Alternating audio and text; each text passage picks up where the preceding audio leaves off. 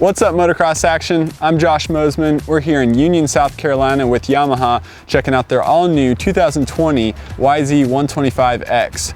So when I say all new, yeah, the bike's pretty similar to what we've seen in the motocross models, but it's all new for this line of bikes. This is the first time that Yamaha brought the 125 model into their X lineup, and it's pretty cool. So like I said, it's based off of the 125 motocross model, but it has a few other changes to the engine and suspension, as well as a few other parts that have been changed, like the 18-inch rear wheel, Dunlop's off-road specific AT81 tires, has an O-ring chain, hand guards, and also the petcock for the fuel line has a reserve option. So if you run out of gas while you're out in the woods, click it into reserve and you can make it back to camp. And lastly, it wouldn't be an off-road bike without a kickstand. So diving into the engine on the 2020 YZ125X, Yamaha really focused on making a broader range of power that's easy to ride in the tight technical terrain. To make the engine better for a wider range of riding, they raised the spark plug up to increase the combustion chamber size. So that actually lowered the compression ratio and helped add over rev for the top end. The Yamaha power valve system also has stiffer springs, which makes the power valves open slower and later in the RPM range, and more broad power character that you want in the off-road bike. The valves on the X model also have a different shape to lower the exhaust port and boost the low range power and torque. The ignition timing was also advanced at low to mid just to help with bogging power. So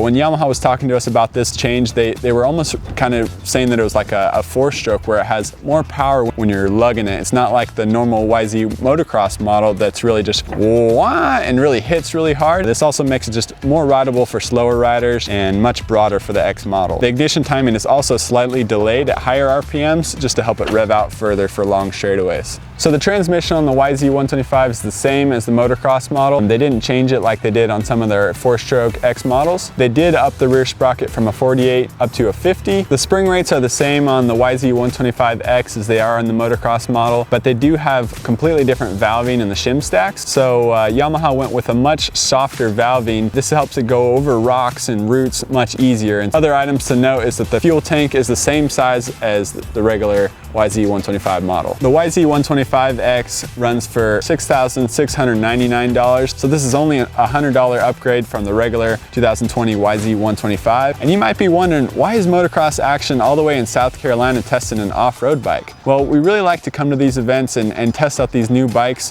when it's the first generation, and also when we see potential for our viewers and readers that could buy one of these bikes and take these bikes out riding in the off-road, but also to the motocross track.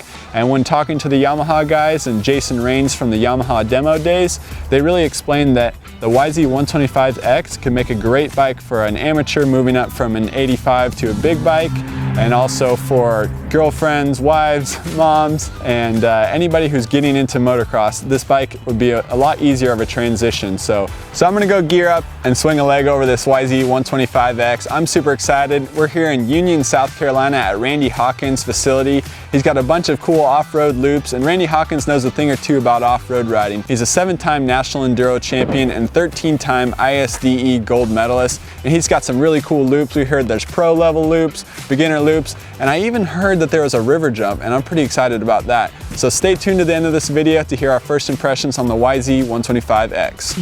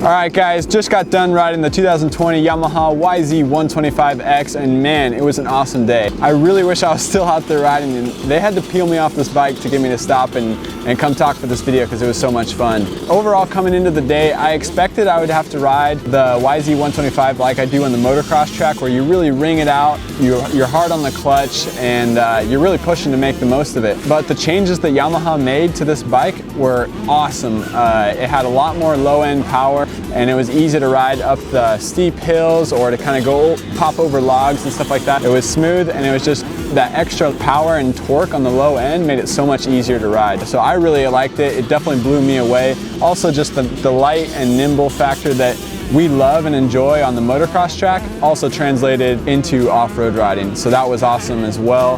Beyond that, the suspension, man. This suspension was purposely built for off-road. It's the same spring rates, like I said, as the motocross bike, but has much softer valving, and it worked awesome going over the roots, rocks, up little hills, down hills. It was easy to ride on, and it didn't deflect like motocross suspension would. The extra teeth in the rear also helped going up the steep little hills, and overall, it was a blast. I would recommend the Yamaha YZ125X for a wide range of people. Young riders coming off 85s, moving up to big bikes who want a 125, but maybe they don't have the skill set that you need to really ring out the motocross version. This bike with that extra low-end torque is much easier to ride, much easier to get into the power band. Also to girls or people that are new coming into the sport, if you're an adult, man, this bike is, like I said, easy to ride. The soft suspension is nice. This bike is purpose-built for the off-road racing, and Yamaha, they've been watching the market. They know that people want to buy a bike and go take it to the track right away. This bike is meant to do that. It's ready to go for the off-road, ready to go hit trails and go race GNCC races, but it also works well on the motocross sections. As you can see, I rode it on a motocross track today as well, and it still worked out great. So overall, man, I had a blast on this bike. Thank you so much to Yamaha and Randy Hawkins for having us out to this awesome facility to ride, and thanks for watching this video.